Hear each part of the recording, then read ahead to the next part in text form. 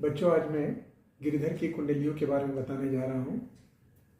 गिरिधर की पंक्तियों को कुंडली कहा जाता है, जिसकी शुरुआत जिस शब्द से होती है या जिन शब्दों से होती है उसी से ही उस पैराग्राफ या उस पद्य का खंड का अंत होता है। 6 पंक्तियों का एक पद होता है जिसे हम कुंडली कहते हैं। बिना विचारे जो करे सो पाछे पछताए, काम बिगाड़े आपनो जग में होत हंसाए। कवि कह रहे हैं कि बिना विचारे जीवन में कभी भी कोई भी निर्णय पर मत जाओ। जो कोई काम अगर बिना विचारे हम करते हैं तो उसका अंजाम बुरा होता है और बाद में हमें पछताना पड़ता है। काम बिगाड़े आपनो जग में होत हंसाए, अपना काम तो बिगड़ता ही है, फिर हम हंसी का पात्र बन जाते हैं, दुनिया वाले हंसते हैं हम पर।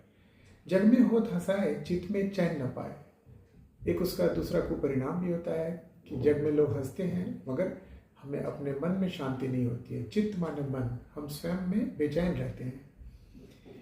जग में होत हंसाए चित्त में चैन न पावे, खान मान सम्मान राग रंग मन ही न भावे।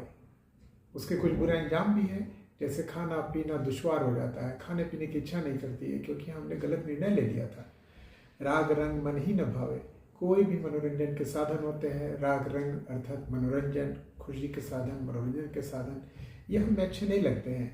कह गिरिधर कविराय दुख कछु टरत न टारे, टरत न टारे माने टालने से भी नहीं जाता है। कवि का कहना है कि दुख जो मिलता है उस समय, क्योंकि निर्णय हमने गलत लिया था, तो टालने पर भी वो दुख नहीं जाता है, लगता है वो दुख हमें पूरी तरह से हम पर छा चुका है। खटकत है जिया माही कि जो बिना विचारे, और हर समय हमारे मन में खटकता है, हर समय मन में ये हमें तकलीफ देता है कि हमने बिना विचारे कोई काम को क्यों किया।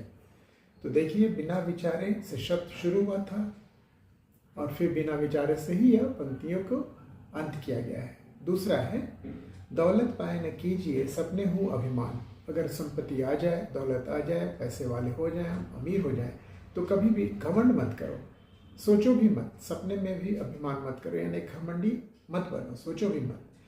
क्योंकि धन चंचल जल की तरह है, चंचल जल दिनचारी को 2-4 दिन ही रहता है।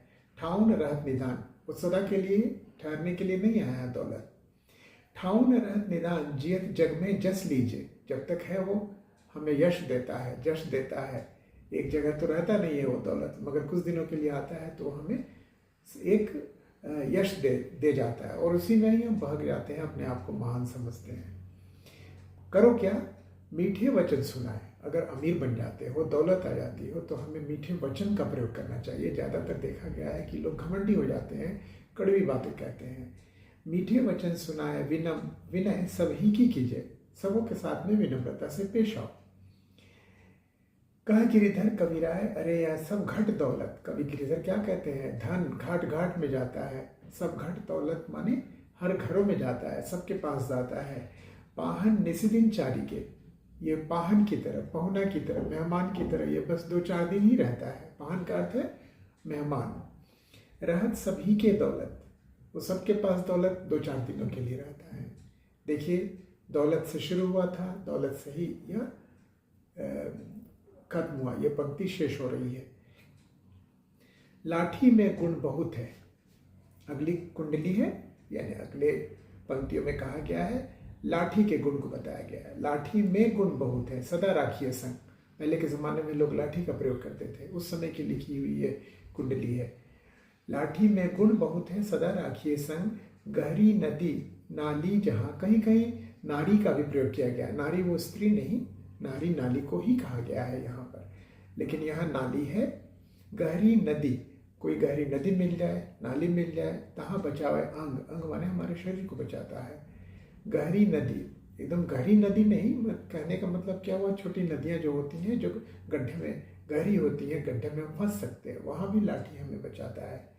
तहाँ बचावे अंग, तहाँ बचावे अंग झपटी कुत्ता कहाँ मारे, वो तो हमें बचाता ही है।